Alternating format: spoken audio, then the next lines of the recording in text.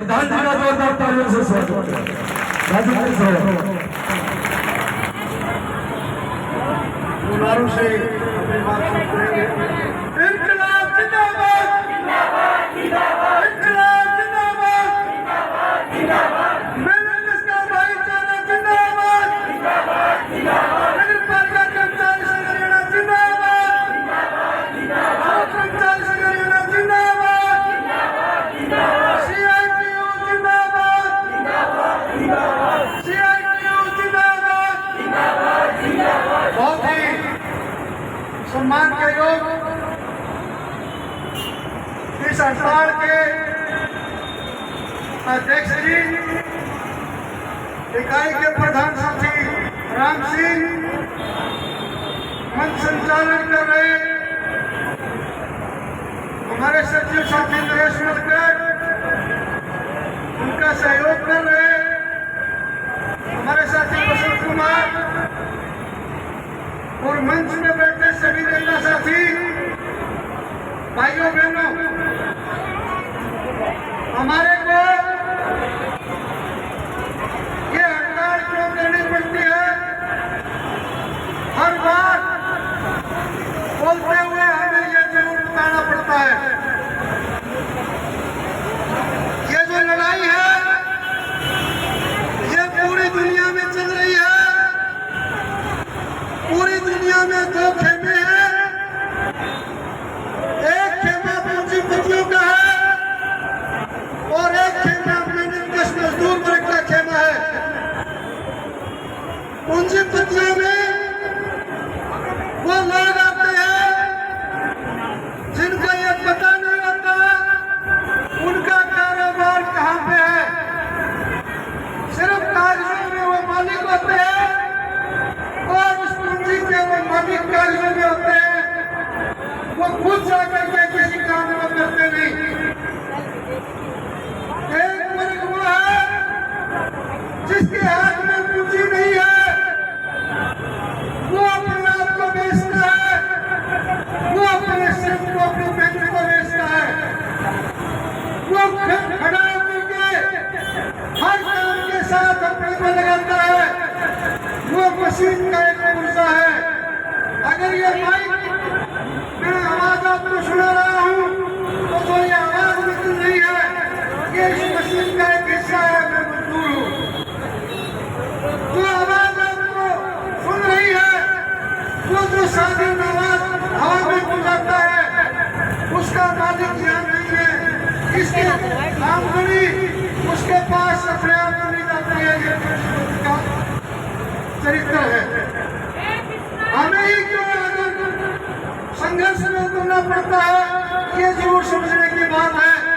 मैंने आपको बताया कि मजदूर वो है जो आकर के काम करते हैं, जो मेहनत बेचते हैं, उसमें हमारे कमिश्नर भी आते हैं।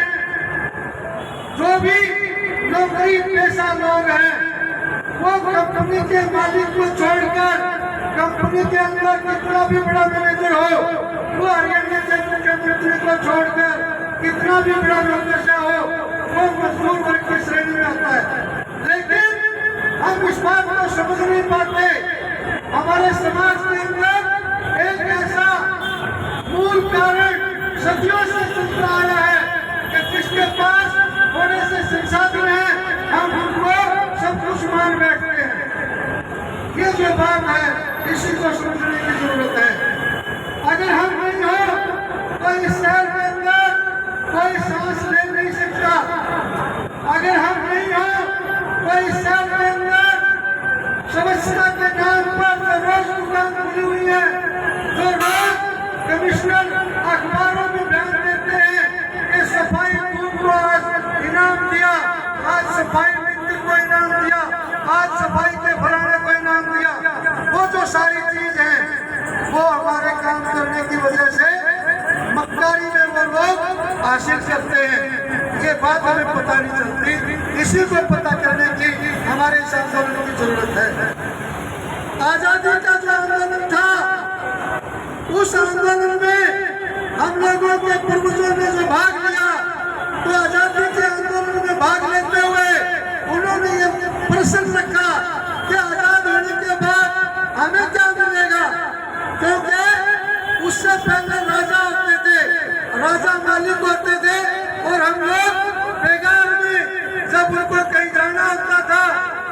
का सारा सामान, सब चौकीदार हमारे भाई हैं। ये जो चौकीदार ये अंग्रेजों में उनसे भी पहले राजाओं ने बनाए थे। इनका काम होता था कि राजा जब आएगा तो इनको उनकी सेवा करने के लिए जितने नौकर चाकर चाहिए गांव के आसपास के जिस एरिया में वो जाएंगे वहां के लोगों को जबरन बिना कुछ दिए काम पर जाया जाएगा। इस प्रथा के खिलाफ आजादी के आंदोलन में एक आवाज उठी कि हम आजादी से पहले भी इस प्रकार से पिछड़े रहे, अगर आजादी आएगी तो क्या मिलेगा हमें। तो उस समय के राष्ट्रीय आंदोलन के नेताओं ने यह आश्वासन दिया था कि जब देश आजाद होगा राजा नहीं बनाए जाएंगे, राजाओं की जगह नहीं होगी, वोट के जरिए चुना हुआ प्रतिनिधि शासन करेगा और वो लोगों की इच्छाओं के अनुरूप काम करेगा। अब पहले हम इसकी पड़ताल करें तो इसका मतलब ये था कि जब आजादी आ जाएगी तो जो लोग गरीब हैं वो जो काम करेंगे, वो जो समाज की सेवा करेंगे, उसके बदले में उनको फिक्स वेतन मान दिया जाएगा। तो क्या ये बात अभी हो रही है? ये बात अभी नहीं हो रही है। अब क्या हो रहा है? जो आजादी के आंदोलन में, आजादी के आंदोलन के खिलाफ थे, जो ये कहते थे आजादी के आंदोलन में कि गरीब लोगों को हमारे बराबर में बैठने का अधिकार दे, वो आजादी हमें नहीं चाहिए। उन्हीं के जो औलाद हैं वो अपराध में है। इसलिए अब ये लड़ाई कच्चे और पक्के की नहीं रह गई। अब ये लड़ाई आजादी के मूल जो असूल थे उनके साथ छेड़छाड़ करके जो सरकार पूंजीपतियों की गोद में बैठी है वो हमारे को हर रोज नए नए नाम देती है। हम सफाई करते हैं, हम दफ्तर में चपरासी हैं, हम ट्रैक्टर चलाते हैं, हम गाड़ी चलाते हैं, जो काम हम करते हैं वो काम हम ही करते हैं ना। लेकिन ये नए नए शब्द लेकर आते हैं क्योंकि पुराने शब्दों को हम लोगों ने लंबे संघर्ष के बाद श्रम कानूनों की कैटेगरी में डलवाया और जब श्रम कानूनों में वो कैटेगरी आई तो हमारे पक्का होने की उम्मीद हुई।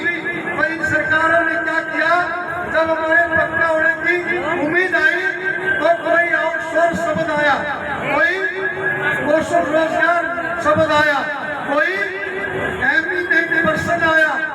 क्या है ये सब? ये जो दफ्तर हैं, इन दफ्तरों में जो IAS अफसर हैं, जो HCS अफसर हैं, जिनके पास आप लोगों के कल्याण की योजनाओं की कलम है, उनके साथ एक आदमी बैठा दिया सरकार ने, उसका नाम एमिनेंट पर्सन रख दिया। एमिनेंट पर्सन कभी आपको मिला है? आप कितने एमिनेंट पर्सन को जानते हो? मैं पूछना चाहूंगा, जानते हो किसी को? वो एमिनेंट पर्सन बीजेपी के लोग हैं, वो यहाँ के राजनेताओं के बच्चे बैठे हैं और वो इन दफ्तरों के अंदर एमिनेंट पर्सन की ड्यूटी करते हैं और वो अफसर को ये कहते हैं कि सफाई का ठेका मेरे उस रिश्तेदार को दो। और जब अफसर ये कहता है ये कानून नहीं है तो वो एमिनेंट पर्सन सरकार को बोलते हैं इस कैटेगरी की पोस्ट का नाम बदल दो और वो अच्छे अच्छे नाम हमारे बीच में लेके आते हैं और वो अच्छा नाम जो ही स्वीकार होता है उसी दिन हमें सड़क पे आना पड़ता है। तो अब हमें क्या समझने की जरूरत है? जो प्रधानमंत्री नरेंद्र मोदी है वो जितने अच्छे अच्छे शब्द बोलते हैं ये समझ लो वो हमारे पेट के ऊपर हमला है। जितने वो अच्छे शब्द बोलते हैं उतना ही हमें कच्चा रखने की योजनाएं जमीन पे आती है। अब आप कहेंगे सबूत क्या है? सबूत ये है कि आपके साथ ही आशा वर्कर हड़ताल पे है, 45-40 दिन हो गए हड़ताल पे है। कल उन्होंने जेल भरी, हरियाणा की जेलों में जगह नहीं रही, इतनी बहनें जेल पे ले आई। उनकी सरकार अभी तक बात सुनने को तैयार नहीं। आंगनबाड़ी की हमारी बहनें वो हड़ताल पर रही लंबे समय तक, उनके खिलाफ मुकदमे दर्ज कर दिए हैं। और हमारी यही की ये जो आपका संजय है, इनके गांव की हमारी आंगनबाड़ी की नेता है बहन जी कृष्णा, उनको डिसमिस कर दिया। ऐसी हरियाणा भर में आंगनबाड़ी की जो कार्यकर्ता है उनको डिसमिस कर दिया। हमने कहा हमें आपका डिसमिस स्वागत है, हम डिसमिस होने का स्वागत करते हैं। सरकार चौंक गई, सरकार ने कहा ये डिसमिस का भी स्वागत करते हैं। क्या मतलब साहब था, अगर वो हमें डिसमिस करते हैं तो कानून ये है पक्का कर्मचारी ही डिसमिस किया जा सकता है। तो सरकार ने उस शब्द को भी बदल दिया। इतने लोग खराब हैं ये। आपके साथ ही समाज के अंदर जो अन्य कर्मचारी हैं वो सारे के सारे कच्चे रखने की सरकार की स्कीम HKRM के रूप में आपके बीच में आई। आप सारे लोग, मुझे अच्छे से याद है आपकी लड़ाई को लड़ते हुए उपेंद्र हुड्डा को हमने गांव में बुलाया था, हमारी यूनियन के कार्यक्रम में आया था। पत्रकारों ने पूछा था कि आप सफाई कर्मचारियों को क्या दे रहे हो, तो उन्होंने कहा था हम इनको निगम रोड पे करेंगे, और गुहाना में रैली में उनको घोषणा करनी पड़ी थी। लेकिन इस सरकार ने कौशल रोजगार निगम बनाकर जो हम पक्के होने के नजदीक आ गए थे उसको वापस मिला दिया। इसको आप इस तरह से समझ सकते हो, मान लिया कोई पानी का गड्ढा है और वहाँ पानी साफ हो गया है, अगर आप उसमें कंकड़ मार दोगे तो दोबारा गंदड़ा पानी हो जाएगा। वो पानी कितनी देर में बैठ के फिर ठंडा होके और फिर वो साफ होता है। हम लड़ते हैं, बड़े संघर्ष के बाद हम थोड़ा सा साफ दिखने लगते हैं कि अब हम पक्के होंगे, कोई उम्मीद बढ़ेगी। उसी टाइम वो कोई नया शब्द ला करके वापस वैसे ही हालत पैदा कर देते हैं। इन सबको समझने के लिए ये सरकारें ये क्यों कर पा रही हैं, आपको, आपके नेतृत्व के साथियों को, इन सबको, ये जो मैंने शब्द कुछ इस्तेमाल किए थे कि मजदूर वर्ग है, मजदूर वर्ग की अपनी एक राजनीति है, मजदूर वर्ग की अपनी एक चेतना है। मैं सफाई कर्मचारी हो सकता हूँ, लेकिन अगर मैं आपका भाई सफाई कर्मचारी होते हुए भी आपसे बात करते हुए अब वो ऐसे बात करता हूँ तो ये हमारे बाकी भाईचारे के पक्ष की बात नहीं है। और यदि जैसे कभी कभी हम सड़क में चलते हुए भी किसी से बात करेंगे वो दूर तड़ाक पे आ जाएगा, और किसी से बात करेंगे वो नरम होकर के सारी बात करेगा। ये जो नरम होना है यही चेतना है, ये जो चेतना है ये मजदूर की भी चेतना है। और जब मजदूर की भी चेतना विकसित होती है तो एक राजनीति जन्म लेती है कि अपने जैसे लोग कौन होंगे, सर्व कर्मचारी संघ जैसे वो अपने जैसे लोग हैं। आप अगर हड़ताल में हैं तो वो भी हड़ताल में है। आपके ऊपर कानून गलत असर डालता है, उनके ऊपर भी गलत असर डालता है। हम सारे लोग आवाज उठाते हैं, मिलकर जो आवाज उठाते हैं, ये वर्ग चेतना की मजबूती का पहला कदम है। अब इससे आगे हमने बताया कि मोदी जी अच्छे अच्छे शब्द बोलते हैं, सबका साथ, सबका विकास, सबका विश्वास, और वो असल में क्या कर रहे हैं, वो आजादी के आंदोलन में हमारे लिए जितने कानून बनाए गए थे, जो कानून हमें सुरक्षा देते थे, जिनको लेबर कानून कहा जाता था, जिनको ट्रेड यूनियन कानून कहा जाता था, उन सारे कानूनों को ये बोलकर कि कानूनों में सुधार की जरूरत है, वो सारे कानून कोई जरूरी नहीं है, उनको खत्म करेंगे। ऐसे करके उन्होंने 600 कानूनों को तोड़ा है। आपको पता है उन 600 कानूनों में आपको पक्का करने का कानून भी तोड़ा है। अब आप जो हड़ताल कर रही है ये आपने हड़ताल की, लेकिन यहाँ पर भाई कोई भी नहीं बैठा है, ये तो बहनों ने मोर्चा रखा हुआ है और बहनों ने इस यूनियन की इज्जत रखी हुई है, भाई तो कोई नहीं। अगर यहाँ कोई बैठ नहीं सकता तो सरकार खुश है, उसको डरने की कोई जरूरत नहीं है। सरकार तब डरेगी जब वर्ग चेतना से हम मजबूत होंगे। और ये जो ग्राउंड है ये केवल 2000 की बैठने की हाजिरी का भी नहीं है, और आज हम 3,500 लोग सड़क पर हैं। 3,500 लोग अगर सड़क पे होते तो दिखाई देते। ये सड़क पर दिखाई क्यों नहीं दे रहे? क्योंकि हमारे अंदर वर्ग चेतना नहीं आई। अभी हमारे को यहाँ पर भी सुपरवाइजर हाजिरी लगाएगा, इसलिए हम यहाँ आए हैं। सुपरवाइजर तो रोज आमगांव से ना मिलते हैं उनको, तो भले हमारी यूनियन में सुपरवाइजर है, मैं इससे कोई दिक्कत में नहीं मानता हूँ, क्योंकि मैं अभी आपके बीच में ट्रेड यूनियन पर बात कर रहा हूँ। तो पहला दरोगा, पहला थानेदार तो हमारा भाई ही होगा, जिसके हाथ में रोज हाजिरी लगाने की कलम है। तभी वो आपके साथ बैठ करके ये बात तो नहीं करता होगा आपके बच्चे स्कूल में जाते नहीं जाते, क्या क्या दिक्कत आपको आती है, नहीं करता। लेकिन वो CSI, SSI और उससे बड़े अधिकारी उनकी दोस्त बात करके तो रोज आपसे मिलता ही है। आज हड़ताल के दिन आप उन्हीं की हाजिरी से अगर आए तो ये वर्ग चेतना हुई नहीं है। तो ये वर्ग चेतना है कि आप अपने लिए आएंगे, अपने लिए यूनियन के साथ कब तक बैठे रहेंगे जब तक आपके हक की बात सरकार नहीं सुनेगी। ये जो वर्ग चेतना है ये अभी हमें सीखने और समझने की जरूरत है। मैं हमारे यूनियन के जो साथी हैं उनसे भी गुजारिश करूंगा कि आप साथियों के साथ हड़ताल के दिन ही मुलाकात ना करें, बीच में भी आपके ग्रुप बना करके आपके साथ हो रही समस्याओं पे वो चेतना के शिविर लगाएं। वो जो शिविर लगाएंगे उससे जो चेतना आप में आएगी, उससे आप मुकाबला कर पाएंगे। सरकार द्वारा जो योजनाएं उनको फायदा भी नहीं करती और उन योजनाओं का नाम लेकर हमारे से वोट लेते हैं। अभी ताजा मैं आपको समझाने की कोशिश करूंगा। अभी एक धरना लगा हुआ है, रेहड़ी पटरी वालों का धरना है। रेहड़ी पटरी वालों की क्या मांग है? बाहर लिखा हुआ है नगर निगम की तानाशाही नहीं चलेगी। अब नगर निगम की तानाशाही दिखने से हो सकता है मेरा भाई जो सफाई कर्मचारी है उसको तकलीफ हो सकता है ना। इसको ये समझने की जरूरत है कि वो नगर निगम की तानाशाही का मतलब सफाई कर्मचारी नहीं है। उस नगर निगम की तानाशाही का मतलब है कमल गुप्ता, सबसे छोटा कमल गुप्ता है। नगर निगम की तानाशाही बोलने से शुरुआत कमल गुप्ता से होती है।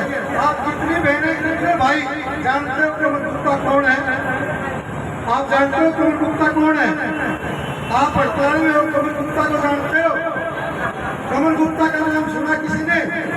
अगर आपको कमल गुप्ता का नहीं पता तो जो मेरे साथ बैठे कुर्सी पे और जिम्मेदार हैं और मुझे इसमें बोलने में गुरेज नहीं है, क्योंकि मैं इनसे संबंधित हूँ और हम अपनी कमियों को भी अपने हक में उजागर करें। कमल गुप्ता मंत्री है, जिस मंत्री के हाथ में उस ठेकेदार को काम देने की कलम थी और उसने चंडीगढ़ में बैठकर उस कलम को इस्तेमाल किया और आप सड़क पर आ गए। जो आदमी आपको सड़क पर ला रहा है उस दुश्मन का नाम आपको पता नहीं, ये सीखना इसी को वर्ग चेतना का ज्ञान कहते हैं।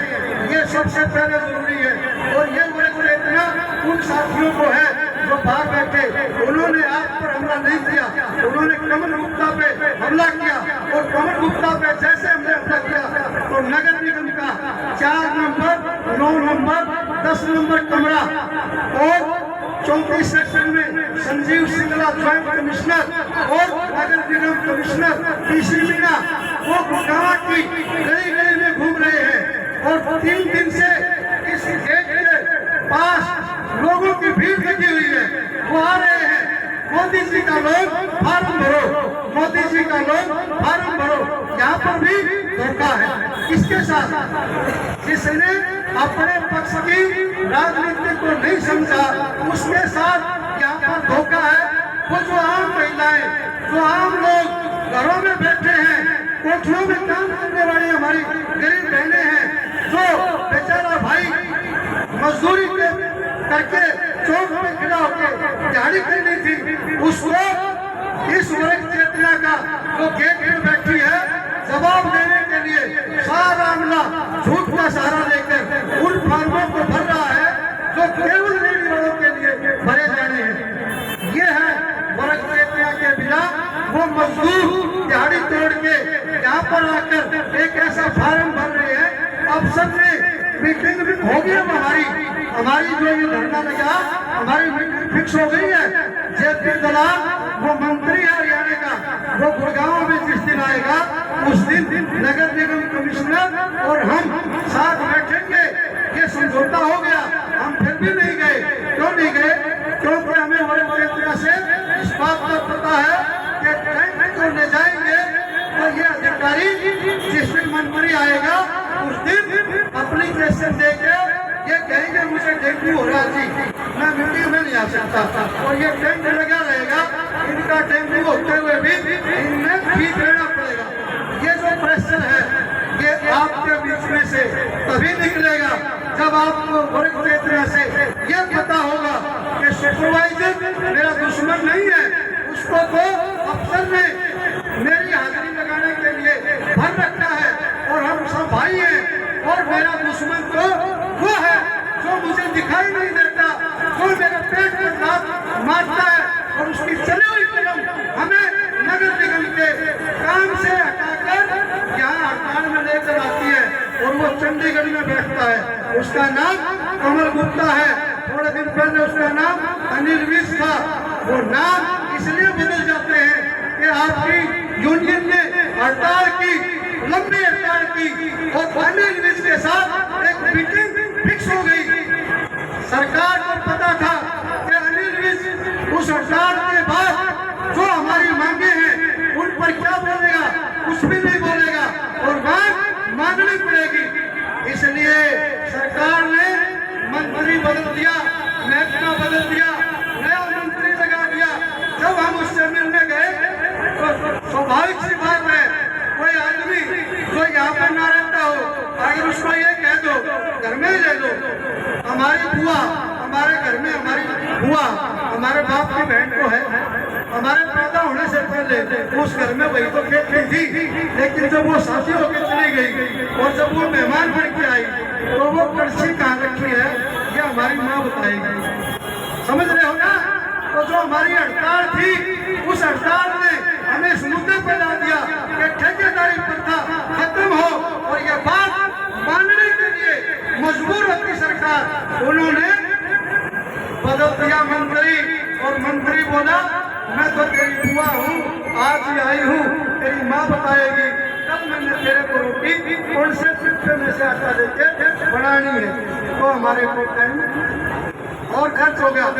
इसलिए जब हम वर्ग चेतना से मजबूत होंगे तो हम किसी कमल गुप्ता को, किसी अनिल विज को, आपने कभी गुड़गांव के एमएलए का नाम पता है? कितनी बहनें गुड़गांव के एमएलए का नाम जानती है? भाई आप जानते हो?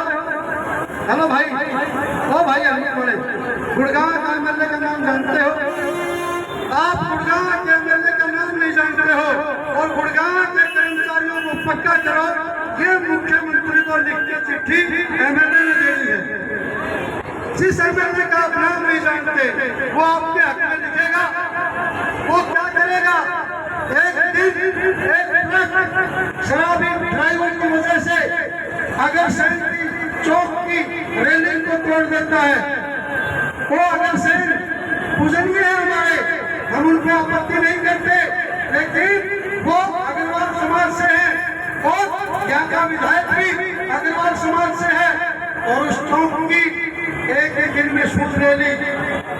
क्यों ले ली? क्योंकि उसका जो समाज था वो वर्ग चेतना से मजबूत था।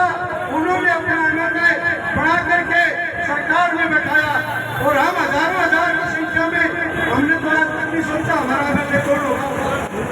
जब तक हम वर्ग चेतना से मजबूत होकर अपने हक की राजनीति को नहीं समझेंगे और हमारे हक में उठने वाली आवाज को नहीं पहचानेंगे, हमारे भी बीच में बहुत ऐसे हैं, हमारे जाति भाई हो सकते हैं, या हमारी एक मेयर साहिबा वो हमारी जाति की थी,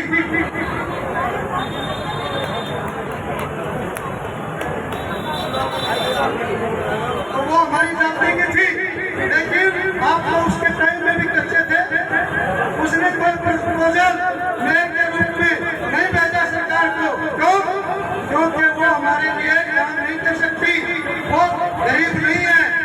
जाति में हमारी है, यही पहचान करनी है।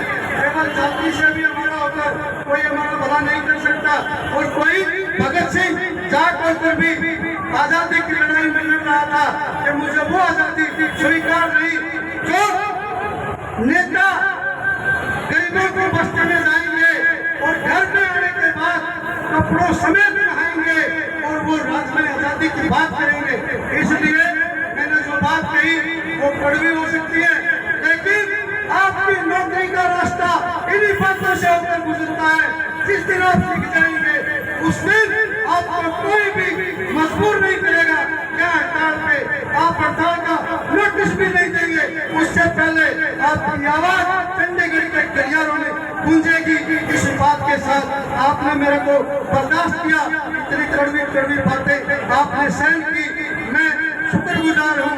मेरे को जिन साथियों ने, जिन प्रोफेसरों ने पढ़ाया और जिन्होंने मुझे ये कहा था कि पढ़ने के बाद गरीबों के लिए आवाज बढ़ना, और मैं उसी बात के लिए कायम हूँ।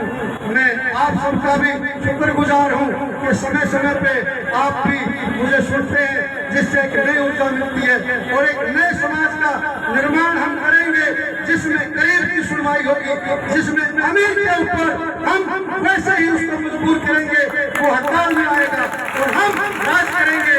इसी के साथ इनकलाब जिंदाबाद, जय जनता, जय मजदूर। धन्यवाद।